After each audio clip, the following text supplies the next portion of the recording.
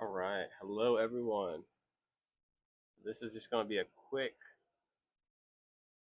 overview of the basic obedience evaluation, which we mentioned a little bit in class this past Monday. And we'll be going through um, following Monday. Really, the purpose of this is just if you're interested in moving on to intermediate obedience, it's just a kind of a litmus test to see if that's appropriate. Or if you want to take basic obedience again, that can also be the best thing for your dog. There'll be a group of different dogs, and at this point, will be transitioning.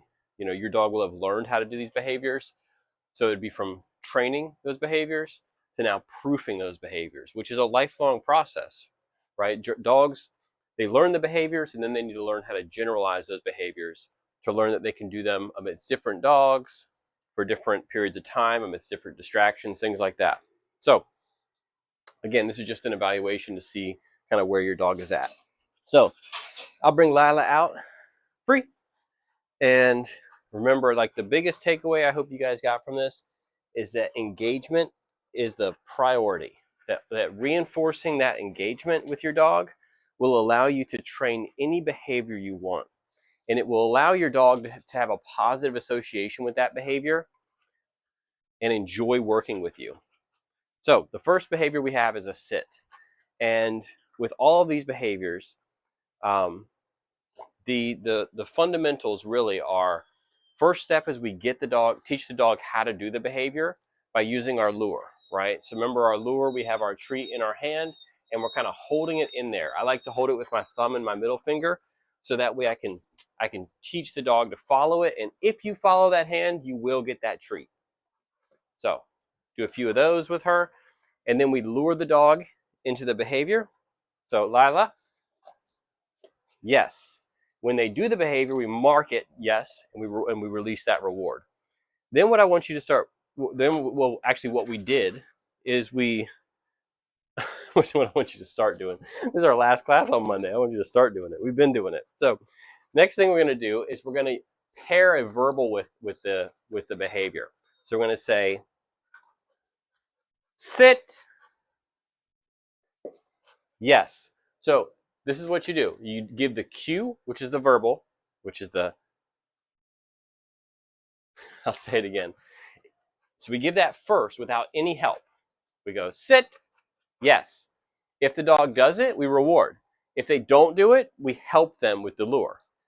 The reason we don't want to do the verbal cue and the help at the same time is that the dog will never learn to associate that verbal cue with the behavior. If we were to say sit, yes, they're just following the hand with the food. The noise I'm making makes no meaningful imprint on the dog. So what we want to do if we're teaching a behavior is say sit, yes, and then we give the lure, the help. So I'll show you. Let's say I wanted to teach a spin, right? What I would do is first teach the dog that they can spin, yes. When they complete that behavior, I'll mark it and reward it. So I'll say yes and reward. The next thing I want to do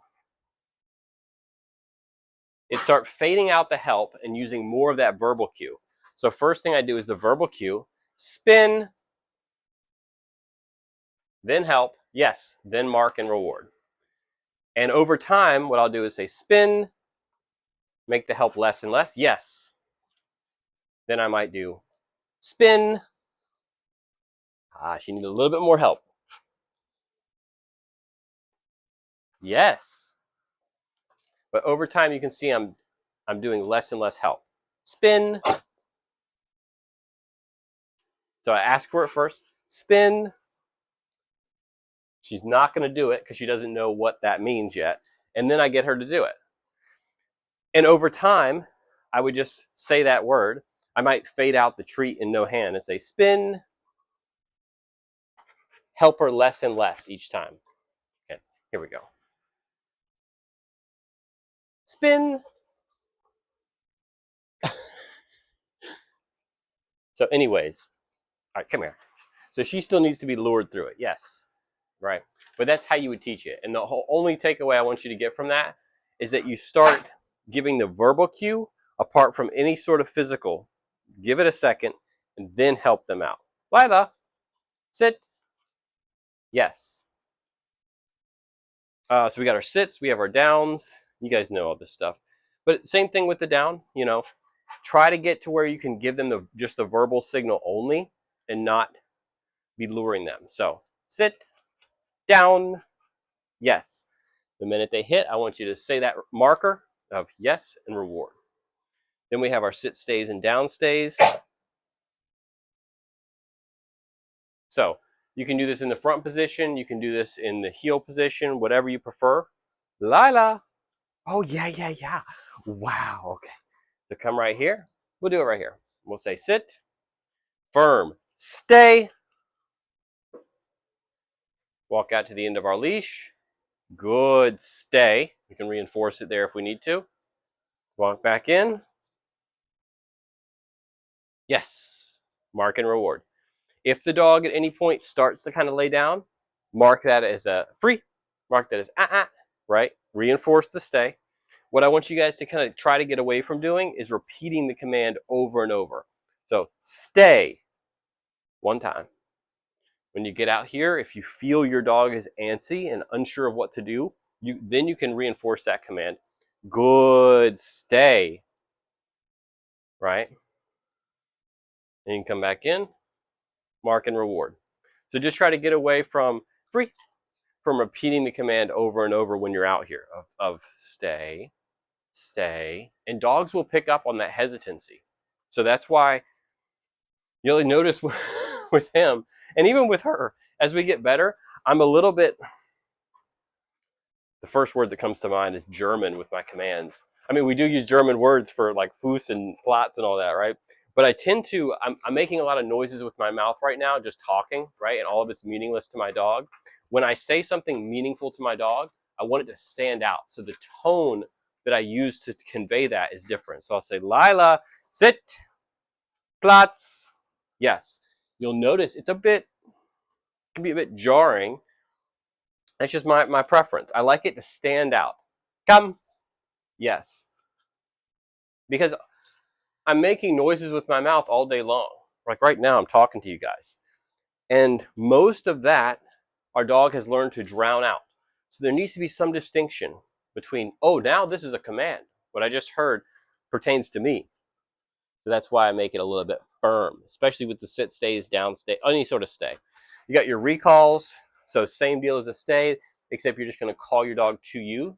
So get them in position. You'll notice with her, she's learning. I use a lot of hand luring to get her where I need her to be. Sit, stay. Walk out to the end of your leash. Lila, come. Meet your dog with that treat at their nose and lift it up, and you'll get them right into a into a sit. That's how you get a nice little front position recall. Sit, stay. One more time. When I call her, I got a treat in my hand. I'm going to meet her nose and lift it up. Lila, come. Yes. That's how you get them to finish in that nice sit position.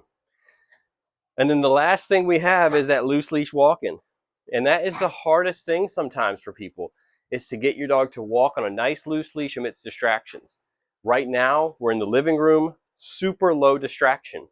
And this is where you want to practice it, right? So this is where you want to practice in a very low distracting environment and reward your dog anytime they're in this position, right? So we go from luring to lifting the hand. When they're looking up, yes, mark and reward, right? If you're out there amidst distractions, and your dog tends to kind of forge ahead, one thing you can do is kind of walk into them. So it's hard to show right here, but you can make these sharp turns kind of into them, and you'll notice the more sporadic my movements, the more she's paying attention to me in a way of like, well, what's he going to do next, right? And just practice this. Practice walking around with a leash, right? Backing up.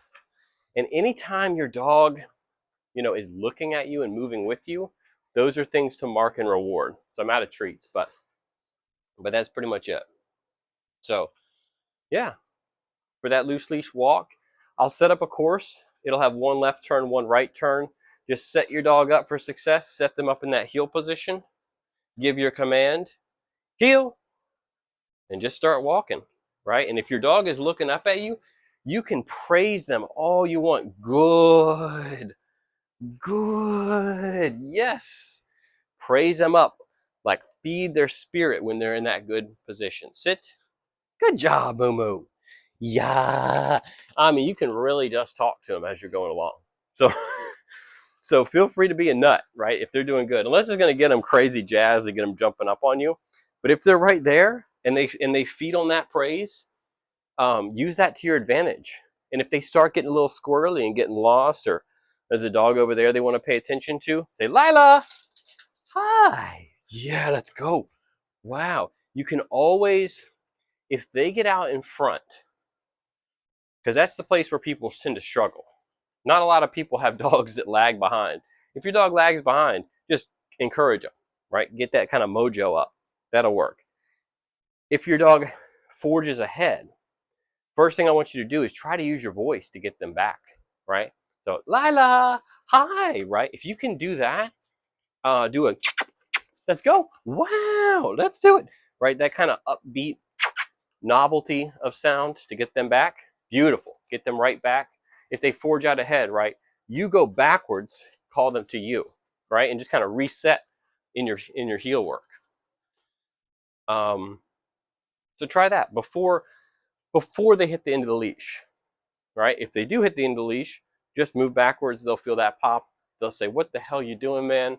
The minute they do give you that engagement, even if it's kind of pissed off engagement of, "Hey, I wanted to go this way, but you did a U-turn."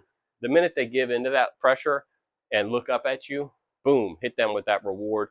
Remind them, hey, it pays to pay attention to me, and we got this. Let's just keep on moving. So I'll coach you guys through it. You guys have done great this session. Oh my goodness. It's cool to see dogs like learning. All of your dogs have learned or improved upon their sits, stays, downs, heel on leash, all of that, right? Which is to be hoped for, right? I was going to say expected, but it's wonderful to see that happen. But the most meaningful thing to me is that when we come in and I see all of your dogs watching you, right? Watching you. You're the handler. You're the owner. Your mom, your dad, whoever you are, right? You're a meaningful person to your dog. And that is worth its weight in gold. To have your dog looking up at you, being in this building of hearing dogs barking, and yesterday or last class we had Roger walk by and he had like a garbage bag on as a poncho. Major distractions, right? And your dogs are choosing to engage with you more and more in the club. It's a beautiful thing to see, and that will carry you far. That will carry you far, because that's a dog who's actively interested in learning from you, right? They're looking at you, they're moving with you, play that treat toss game with you, up, down, ping pong, get them engaged with you, and then work on a few things. So, because seriously, I mean, you can teach a dog who's like active in their learning, teach them whatever you want. Seriously, and all your dogs are pretty young, so you go as the sky is your limit, seriously. But it's a beautiful thing to see your dogs choosing to engage with you more and more as the class has progressed. So that's awesome. All right, Lai, go kennel. Yes, my good girl. Yeah, what a good girl. All right. Well, I'm actually headed up to the club myself with Mr. Rupert. I told him we were going to go, and I ain't going to break my promise to him. So I'll see y'all on Monday. Let me know if you have any questions. Bye.